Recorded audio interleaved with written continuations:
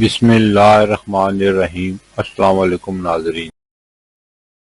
برصغیر میں زندگی کی گاڑی کو آگے بڑھانے کے لیے 3 طرح کے کیلنڈر دیکھے جاتے ہیں، جن میں عیسوی کیلنڈر، اسلامی کیلنڈر اور بکرمی یا دیسی کیلنڈر۔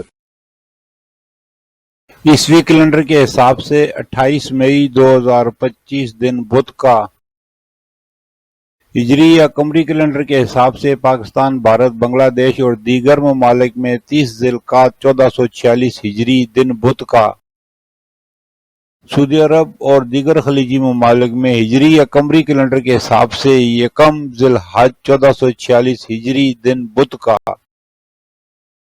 بکرمی یا پنجابی کیلنڈر کے حساب سے 14 جیٹھ 2082 دن بدھ کا۔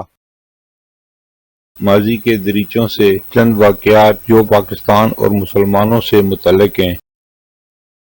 28 مئی 1998 کو پاکستان نے چاغی، بلوچستان میں 5 ایٹمی دھماکے کیے جو بھارت کے ایٹمی دھماکوں کے جواب میں تھے۔ اس دن کو یوم تکبیر کے نام سے منایا جاتا ہے۔ پاکستان دنیا کی 7ویں اور مسلم دنیا کی پہلی ایٹمی طاقت بنا۔ شکر الحمدللہ۔ 28 مئی کو ہر سال ڈاکٹر عبدالقدیر خان اور دیگر سائنسدانوں کی خدمات کو یاد کیا جاتا ہے جنہوں نے ایٹمی پروگرام کو ممکن بنایا۔ پاکستان کے ایٹمی دھماکوں کے بعد امریکہ اور دیگر مغربی ممالک نے پاکستان پر اقتصادی پابندیاں عائد کیں جو اس کے ایٹمی پروگرام کے خلاف عالمی رد عمل کا حصہ تھیں۔ 28 مئی 1524 عیسوی کو عثمانی سلطان سلیم دوئم کی پیدائش ہوئی جو بعد میں خلافت عثمانیہ کے 11ویں سلطان بنے۔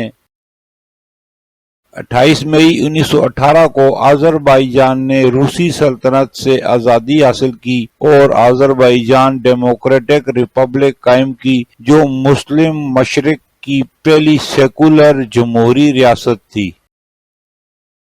28 مئی 1964 کو فلسطین لبریشن آرگنائزیشن PLO کا قیام عمل میں آیا جس کا مقصد فلسطینی عوام کے لیے ایک آزاد ریاست کا قیام تھا۔ 28 مئی 1980 کو ایران میں اسلامی انقلاب کے بعد پہلی مجلس پارلیمنٹ کا آغاز ہوا جس میں 290 اراکین شامل تھے۔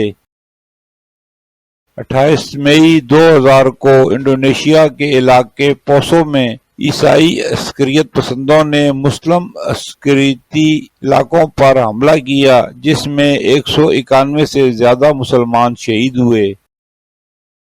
پھر ملیں گے اگلی ویڈیو میں، جب تک دیجیے مجھے اجازت۔ اللہ حافظ۔